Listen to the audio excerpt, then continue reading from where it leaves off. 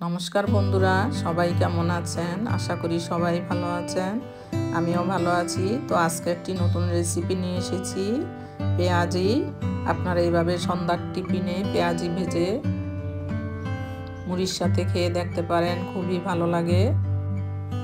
আমার পুরো ভিডিওটি দেখতে থাকুন। ভিডিওটি ভালো লাগলে চ্যানেলটি সাবস্ক্রাইব করার অনুরোধ রইল। তাহলে চলুন রেসিপিটা শুরু করা যাক। এখানে আমি কয়েকটা পেঁয়াজ কুচিয়ে নিয়েছি সরু সরু করে। এখানে একটা বাটি নিয়ে নিয়েছি, পরিমাণ মতো দিয়ে দেব বেসন, আর 4 চামচ পরিমাণ দিয়ে দেব চালের গুঁড়ো, দিয়ে দিয়েছি নুন, হলুদ, আর 1 চামচ পরিমাণ লঙ্কার গুঁড়ো, দিয়ে দেব 1 চামচ পরিমাণ পোস্ত, আর সাদা তেল দিয়ে দেব 2 চামচ পরিমাণ। এবার জল দিয়ে বেসনটা ফেটিয়ে নেব ভালো করে।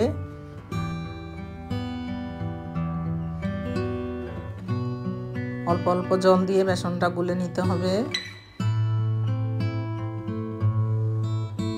এখানে 1 বাটি বেসন দিয়ে দিয়েছি, আপনারা কমিয়ে বাড়িয়ে নিতে পারেন।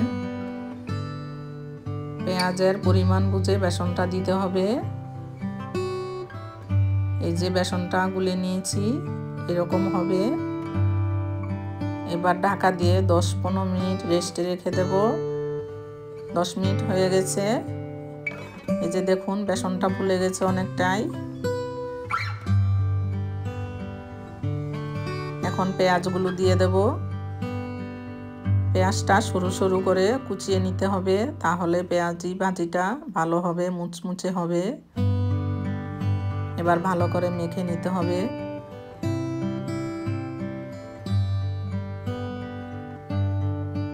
এভাবে ভালো করে চটকে চটকে মাখতে হবে।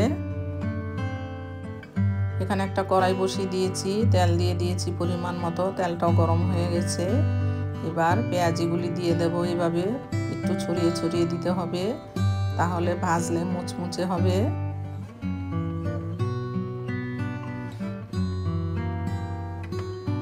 চারটে দিয়ে দিয়েছি, বাকিগুলো পরে ভেজে নেব।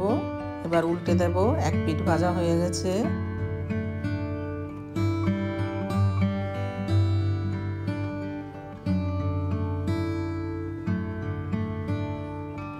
এইভাবে উল্টে পাল্টে লাল লাল করে ভেজে নেব।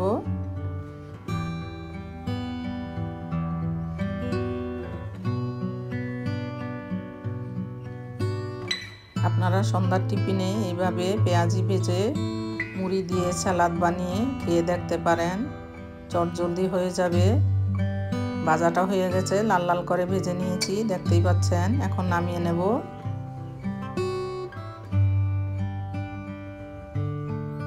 বাকিগুলো এভাবে ভেজে নেব। আমার পুরো ভিডিওটি দেখার জন্য ধন্যবাদ। ভিডিওটি ভালো লাগলে চ্যানেলটি সাবস্ক্রাইব করার অনুরোধ রইল। সবাই ভালো থাকবেন, সুস্থ থাকবেন।